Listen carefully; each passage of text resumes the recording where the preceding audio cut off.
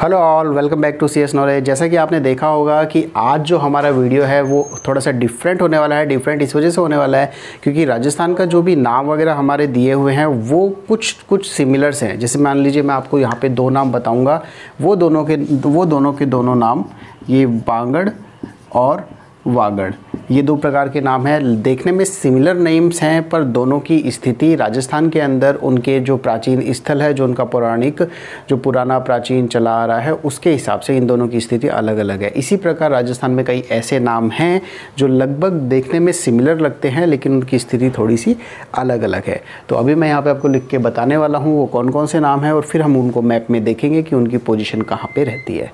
तो ठीक है, आज देखेंगे हम कुछ डिफरेंट चीज़ रिवीजन के साथ में। तो चलिए शुरू करते हैं।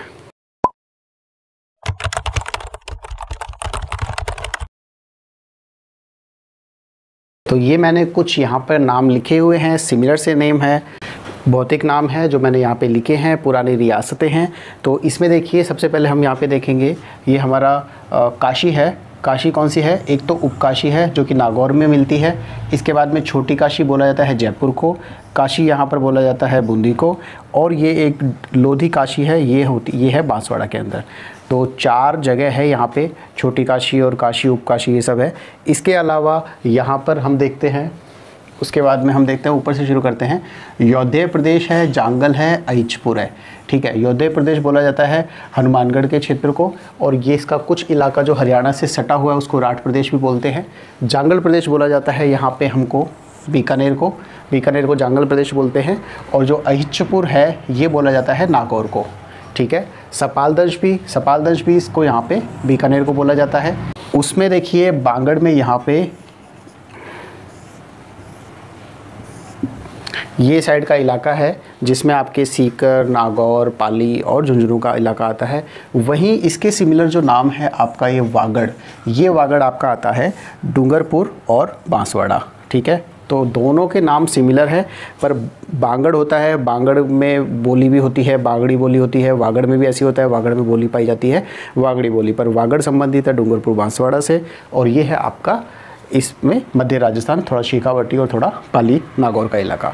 इसके बाद में आगे देखेंगे राठी और राठ अहिरवाट। राठी प्रदेश कौन सा है यहाँ पे? सबसे पहले तो देखेंगे हम यहाँ पे ये राठ और अहिरवाट कौन सा है। राठ और अहिरवाट है यहाँ पे, ये है आपका अलवर और जयपुर से लगा हुआ कुछ भाग। जैसे मान लीजिए जयपुर के अंदर कोटपुतली है और अलवर में जो शाहजहाँपुर, बहरोड और नीमराणा और इस साइड का इलाका है, यहाँ पे अहिरवाटी बोली जाती है। अहिरवाटी भाषा भी है, साथ में ये इलाका भी है, तो इसको राठ प्रदेश बोलते हैं। हरियाणा से सटा हुआ है इसलिए यहाँ पे ये वाली भाषा बोली जाती है। और जो राठी क्षेत्र है यहाँ पे, राठी क्षेत्र पड़ता है आपका बीकानेर, जैसलमेर और ये बाड़मेर साइड का इलाका है। यहाँ पर जहाँ पर वर्षा की मात्रा 25 सेंटीमीटर से भी कम होती है। ठीक है, 25 सेंटीमीटर से भी कम बारिश होती है, तो ये आपका राठी प्रदेश है। इसके बाद में आ जाइए आप डाकू और डांग क्षेत्र, ये सभी को पता होगा। ये है धौलपुर का इलाका जहाँ पर चंबल के बीहड़ पाए जाते हैं बड़े बड़े, तो ये आपका डाकू क्षेत्र वहाँ पर है।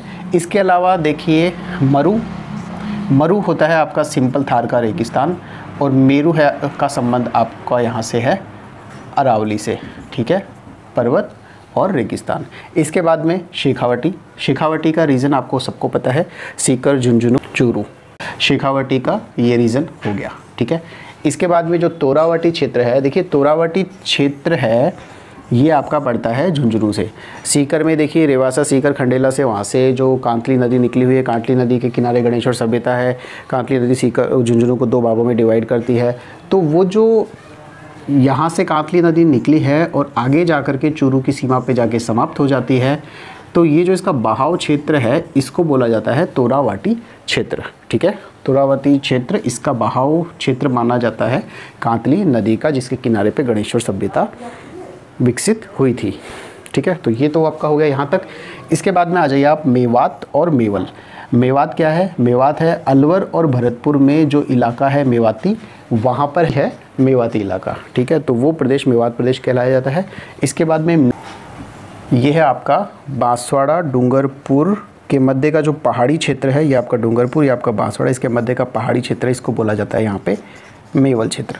ठीक है, इसके बाद में मत्स्य ले लीजिए, मत्स्य आपके अलवर को बोलते हैं, और जो आपका मत्स्य क्षेत्र है ये आपका मत्स्य क्षेत्र आता है यहाँ पे अलवर, भरतपुर, धौलपुर और करौली, इन चारों को मिलाकर के मत्स्य क्षेत्र बनता है। अब ये जो मत्स्य संघ है ये आपका बना था राजस्थान का जब एकीकरण हुआ था 18 मार्च 1948 को, तो प्रथम चरण में मत्स्य संघ को शामिल किया गया था और इसके जो प्रधानमंत्री हैं वो बाबू शोभाराम थे।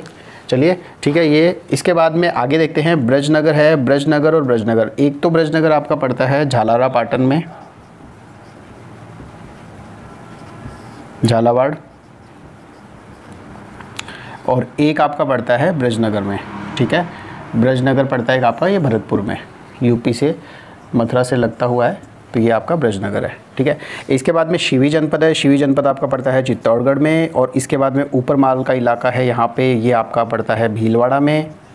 ठीक है, इसके बाद में और देखिए आप काठल प्रदेश या छप्पन का मैदान, ये पड़ता है आपका बांसवाड़ा में। डूंगरपुर बांसवाड़ा की सीमा को में जो नदी बहती है माही नदी, उसको भी बोला जाता है काठल की गंगा, वागड़ की गंगा, और छप्पन का मैदान भी यहाँ पर ही है।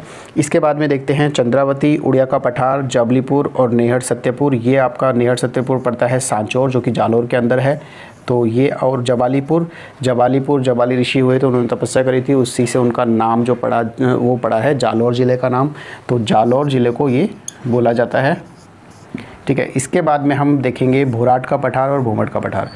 भोराट का पठार पड़ता है आपका उदयपुर और राजसमंद के बीच में, और उसके अलावा जो भोमट का पठार पड़ता है वो आपका उदयपुर और डूंगरपुर के पास का जो क्षेत्र है, बीच का जो क्षेत्र है वो आपका भोमट का पठार आएगा, और जो आपका उदयपुर और जो आपका राजसमंद है इसके बीच में जो है वो है आपका भोराट का पठार। ठीक है, इसके बाद गौड़वाड़ लैंड है, ये आपका पड़ता है बीकानेर, जोधपुर और जैसलमेर और बाड़मेर का ये वाला इलाका।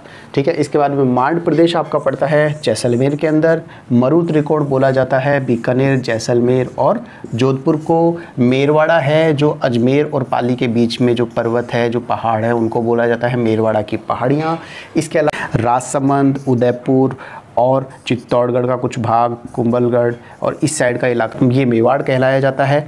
और ये जो मारवाड़ है आपका, ये है आपका जोधपुर संभाग के पास का इलाका, जिसमें जोधपुर, पाली और थोड़ा सा ऊपर की तरफ ये वाला इलाका शामिल किया जाता है। ठीक है, तो और ये थली क्षेत्र है, तली क्षेत्र है। तली क्षेत्र वो होता है जो कि है ना जो कि रेत के धोरों के बीच में जो जगह होती है, नीचे की भूमि होती है, तल होता है, उनको तली बोलते हैं। और जो थली क्षेत्र है वो थली क्षेत्र है वो है आपका बीकानेर में। ठीक है, बीकानेर और नागौर के बीच का होता है वो थली क्षेत्र का। ठीक है, तो ये है आपका, ये सारे नाम हैं राजस्थान के प्राचीन रियासतों के, प्राचीन भौतिक प्रदेशों के। कुछ का संबंध भौतिक नामों से था, कुछ का संबंध रियासतों से था, कुछ का संबंध हमारे यहाँ पे जो प्राचीन उपनाम चले आ रहे हैं उससे था। ओके, तो ये है हमारे राजस्थान के हमारे सारे के सारे नाम वगैरह, उपनाम, भौतिक नाम, प्रदेश, रियासतें। तो आज हमने ये देखा है, ये पढ़ा है, ये जाना है। ठीक है, आज हमने इसका रिवीजन किया है। अब आने वाली नेक्स्ट क्लासेस में हम कोई और अच्छा सा टॉपिक लेंगे, उसका रिवीजन करेंगे। तो चलिए मिलते हैं अपनी अगली क्लास में। और अगर आपने चैनल को सब्सक्राइब नहीं किया है तो आप चैनल को सब्सक्राइब कीजिए, लाइक कीजिए, शेयर कीजिए और साथ में बेल आइकन को भी प्रेस कर लीजिए ताकि मेरे आने वाले वीडियोज़ के नोटिफिकेशन आपको तुरंत मिल जाए। तो चलिए मिलते हैं अगली क्लास में। Okay, thank you.